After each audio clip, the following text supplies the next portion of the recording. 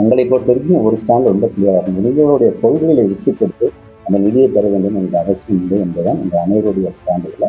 இந்த கொள்கை என்று வரும்போது அது கண்டிப்பாக எந்த ஒரு காம்ப்ரமைஸுக்கும் நாங்கள் போக மாட்டோம் என்பது எனக்கு நன்றாக தெரியும். கருத்துக்களை எடுத்து சொல்லும்போது இவ்வளவு கருத்து சொல்றிய தம்பி, ஆனா நீ வந்து பெர்ஃபார்மன்ஸ் இல்லையேன்னு சொன்னீங்கன்னா நீங்க சொல்றாங்க குறைந்த விலை நிறைந்த தரம் தங்கள் தேவைகள் அனைத்தும் ஒரே இடத்தில் ஜெயச்சந்திரன். நாங்கள் இவ்வளவு கருத்துக்களை சொல்லி இதை தாண்டி ஒரு பெர்ஃபார்மிங் ஸ்டேட்டா நாங்கள் போகும்போது நீங்க நல்லா பண்றீங்க, நீங்க உங்களுக்கு அதிகப்படியா நிதி தரேன், உங்களுடைய மாடலை நாங்கள் அடுத்த இந்தியாவுக்கு மற்ற மாநிலத்துக்கு நான் கொண்டு போறோம், தமிழ்நாடு மாதிரி அவங்க அடுத்தவங்க கிராஸ் மினிமம் ரேஷியோல அதிகமாக போகட்டும் அப்படின்னு நீங்க நினைச்சிருந்தீங்கன்னா அது நம்ம வந்து ஒரு நீங்க சொல்ற மாதிரி ஒரு புரிதலான ஒரு பேச்சாக இருக்கும். ஒன்றிய அமைச்சர் நேற்று ஒரு மிகப்பெரிய ஒரு ட்வீட் போட்டிருக்காரு, இதெல்லாம் பார்த்துருக்கீங்கன்னு நினைக்கிறேன் நான். அவர் நம்மளை பார்த்து கேட்குறாரு, கல்வி பணத்தில் நிதியில் வந்து நீங்கள் அரசியல் பண்ணாதீங்க சொல்கிறாரு.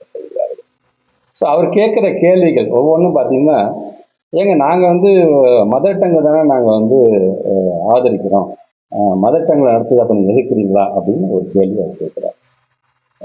தமிழ் உணர்வு, தாய்மொழி உணர்வு அப்படின்னாலே ஒட்டுமொத்த இந்தியாவிலே மற்ற மாநிலத்திற்கெல்லாம் எடுத்துக்காட்டாக நம்மை பார்த்து மற்ற மாநிலங்களாம் பெருமை பேசுகிற அளவுக்கு கொண்டு வந்து 1930s 1960s வரைக்குமே பார்த்தீங்கன்னா இதற்கான போராட்டத்தில் முன்னிட்டு இதை ஜெயிச்சு தான் வந்து தமிழ் உணர்வை நாம் வந்து கொண்டு வந்திருக்கிறோம்.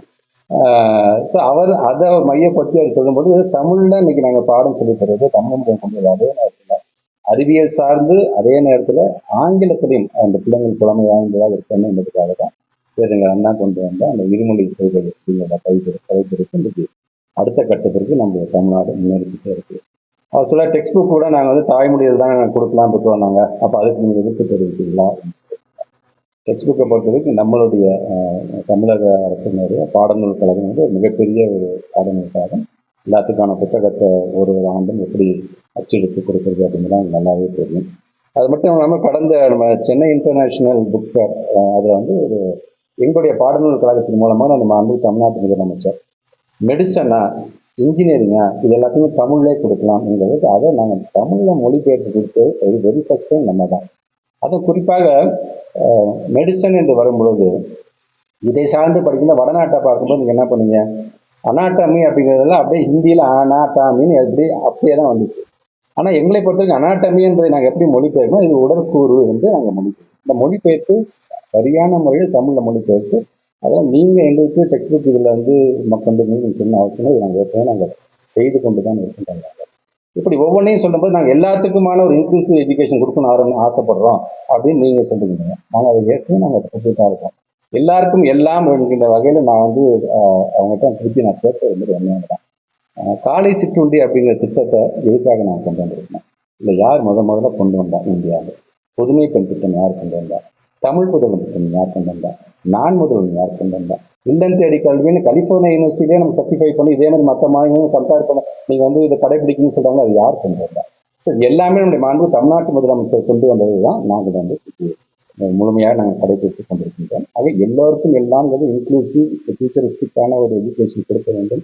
இன்னைக்கு ஒரு ஆசையின் காரணமாகத்தான் இன்றைக்கு நம்ம ஜிஆரே பார்த்தீங்கன்னா எந்த அளவுக்கு இன்னைக்கு வந்து அதிகமாக சென்றிருக்கிறது என்று எனக்கு பார்த்து நாங்கள் எங்களுக்கான ஒரு எதிர்ப்பு என்பது NEP 2020 காரணம். அதில் இருக்கின்ற சரத்துகள் சிலது நம்முடைய தமிழ்நாட்டு மக்களுக்கு தேவையில்லாதாக இருக்கின்றது. ஆல்ரெடி பெர்ஃபார்மிங் ஸ்டேட் நாங்கள் பெர்ஃபார்மே பண்ணாமல் ரொம்ப நாங்கள் வந்து கீழே போயிட்டு இப்போ நேற்று நீங்கள் ஒரு ஆங்கில பத்திரிகையை பார்த்துருக்கலாம். அவங்க சொல்லுங்க அந்த SSCல கிட்டத்தட்ட 20 காம்பவுண்டில் 19 காம்பவுண்ட் 18 காம்பவுண்ட் நம்ம அதிகமாக இருக்காங்க. நம்பர் 1 கேரளாவுக்கு, நம்பர் 2 நம்ம இருக்க நம்ம தெரியல. சரி, இப்படி ஒரு பெர்ஃபார்மிங் ஸ்டேட்டுக்கு கொடுக்க வேண்டிய பணத்தை நிறுத்துவது முதல்ல நியாயம் தானே. மாநில சுயாட்சி சொன்ன கன்கரன்ட் ஒத்திசைவு பட்டியல்னா என்ன, முதல்ல அதோட அர்த்தம் என்ன? நீயும் பேசுங்க, நானும் உட்காந்து பேசுவோம், பேசி உங்களுக்கு எது உங்க மாநிலத்துக்கு தெரியும் அதுக்கு நிதியை ஒதுங்க. இப்பதான் பண்ணிட்டு இருந்தீங்க. ஆனா இந்த முறை மட்டும் புதிதாக இந்த NEP நீ ஒத்துக்கிட்டாதான் நான் பணம் தருவேன்னு சொல்வது என்பது உள்ளபடியே வேதனைக்குரியாக இருக்கின்றது. எங்களை பொறுத்த வரைக்கும் ஒரு ஸ்டாண்ட் ரொம்ப கிளியராக இருக்கும். நிதிகளுடைய கொள்கைகளை விட்டு கொடுத்து அந்த நிதியை பெற வேண்டும் என்ற அவசியம் இல்லை என்பதுதான் இந்த அனைவருடைய ஸ்டாண்டுகளை. இந்த கொள்கை என்று வரும்போது அது கண்டிப்பாக எந்த ஒரு காம்ப்ரமைஸுக்கும் நாங்கள் போக மாட்டோம் என்பது நன்றாக தெரியும். எங்களை பொறுத்த வரைக்கும் நீங்கள் அதில் சொல்கிற மும்மொழி கொள்கைங்கிற திட்டமாக தான் தெரியும். உங்களுடைய கரிக்குலம் ஃப்ரேம்ஒர்க்காக இருக்கின்ற 5+3+3+4 என்கின்ற அந்த கரிக்குலம் ஃப்ரேம்ஒர்க்காக இருக்கும். ஏன்னா பிள்ளைகளுக்கு மன உளைச்சல் 3ஆம் வகுப்பு 5ஆம் வகுப்பு 8ஆம் வகுப்பு பிள்ளைங்களுக்கு வந்து நான் வந்து எக்ஸாம் நடத்த போகிறேன், அந்த குழந்தை அதில் பாஸ் ஆகணும், 2 மாதம் டைம் தானே, உடனடியாக அந்த பிள்ளைங்க பாஸ் பண்ணி அடுத்தது கொண்டு வா அப்படின்னா அங்கேயே ரீட்டைன் பண்ண அப்படிங்க. RT ஆக்ட் 1ஆவது 8ஆவது வரைக்கும் ஆல் பாஸ் கட்டி அடுத்தது கொண்டு போகணும் தான் உங்களுடைய ஆக்டே இருக்குது. நீங்களே அதை முரண்பட்டு இந்த மாதிரியான விஷயத்தில் 6ஆம் வகுப்புல வந்து குலக்கல்வி எப்படியாச்சும் கொண்டு வரணுங்கிற மாதிரியான ஸோ இது எந்த விஷயத்திலும் ஏமாந்து விடக்கூடாது என்பதை நாங்கள் ஸ்ட்ராங்காக இருக்கும். உங்களோட கருத்துக்களை எடுத்துக்கொள்ளலாம். கருத்துக்களை எடுத்து சொல்லும்போது இவ்வளோ கருத்து சொல்றிய தம்பி, ஆனால் நீ வந்து பெர்ஃபார்மன்ஸ் இல்லையேன்னு சொன்னீங்கன்னா நீங்கள் சொல்கிறேன் கற்றுக்கலாம். நாங்கள் இவ்வளோ கருத்துக்களை சொல்லி இதை தாண்டி ஒரு பெர்ஃபார்மிங் ஸ்டேட்டாக நாங்கள் போகும்போது நீங்கள் நல்லா பண்ணுறீங்க, நீங்கள் உங்களுக்கு அதிகப்படியாக நிதி தரேன், உங்களுடைய மாடலை நாங்கள் அடுத்த இந்தியாவுக்கு மற்ற மாநிலத்துக்கு நான் கொண்டு போகிறோம், தமிழ்நாடு மாதிரி அவங்க அடுத்தவங்க கிராஸ் மினிமம் ரேஷியோவில் அதிகமாக போகட்டும் அப்படின்னு நீங்கள் நினச்சிட்டீங்கன்னா அது நம்ம வந்து ஒரு நீங்கள் சொல்கிற மாதிரி ஒரு புரிதலான ஒரு பேச்சாக இருக்கும். ஆனால் நீங்கள் ஏதாச்சும் விதத்தில் உங்கள் சித்தாந்தத்தை உள்ளே கொண்டு வர வேண்டும் என்கிற குறிக்கோள தான் இருக்கின்றீர்களே தவிர இந்த நிதியை ஒதுக்குறதுல நீங்கள் இப்படி தாமதப்படுத்துகிறது. ஒவ்வொரு ஆண்டும் சமகர சிக்ஷா அப்படின்னு வரும்போது எஸ்எஸ்சிக்கான ஒதுக்கீடு நிதியை ஒதுக்கிக்கிட்டே தான் வந்துருக்கீங்க. நீங்கள் 60%, நாங்கள் 40%. அதனால் பல திட்டங்கள் இந்த கூட்டத்திட்டக்குள்ள அதை சார்ந்து நாங்கள் திட்டத்தை நாங்கள் இருந்தாங்க. ஆனால் இப்போ நீங்கள் பணத்தை நீங்கள் நிறுத்துறீங்க, கிட்டத்தட்ட 2052 கோடி நிறுத்துறீங்கன்னு சொல்லி எவ்வளவு நியாயம் தாங்க. அதே மாதிரி ஒவ்வொரு என்னுடைய ஆசிரியர் பெருமக்கள் இதனால 15,000 ஆசிரியர் பெருமக்கள் இன்னைக்கு வந்து சம்பளம் வாங்கிக்கிறாங்க. அவங்களுக்கு வாழ்க்கையை கேள்விக்குறி ஆக்கணும்னு நினைக்கிறீர்களே, இது நியாயம் தானா என்கின்ற கேள்வியை தான் நம்முடைய மாண்புமிகு ஒன்றிய அமைச்சருக்கு நான் வைக்கின்ற ஒரு கேள்வியாக இருக்க வேண்டும். அதனால தான் இன்றைக்கு இந்த பத்திரிகை துறை ஊடக சாத்திர நண்பர்கள் உங்களையும் அழைத்து என்னுடைய கேள்வியாக அவரிடம் வைக்க நான் கடமை. எம்இபி ஒத்துக்கதான் பண்ணணும்னு சொல்லுவாங்க. இப்போ அவங்க ஒருவேளை நிதி கொடுக்கலன்னா நம்மளால சமாளிக்கணும். தமிழ்நாட்டை பொறுத்து உங்களுக்கே தெரியும், பல வரலாறுகள் இருக்கின்றது. பல நேரம் நம்ம போராடி தான் எல்லாத்தையுமே பெற்றுங்க. உடனே அவங்க கொடுக்க இந்தி போராட்டமாக இருந்தாலும் சரி, இந்த ஒதுக்கீடு பிரச்சனையாக இருந்தாலும் சரி, இப்போ வரைக்கும் அனைத்து சாதின அர்ச்சனையாக இருந்தாலும் சரி, எல்லா விதத்திலையும் நம்ம நியாயமாக போய் வைக்கிறோம். கருத்தை நியாயமாக வைக்கும் பொழுது அதை நாம் வெற்றி பெற்று தான் வருகின்றோம். கண்டிப்பாக நம்ம தமிழ்நாட்டு முதலமைச்சர் வெற்றி என்பது இதிலும் அடங்கும் என்கின்ற ஒரு நம்பிக்கை. இந்த விஷயத்தை அரசியல் யோசிக்கிறாங்களா?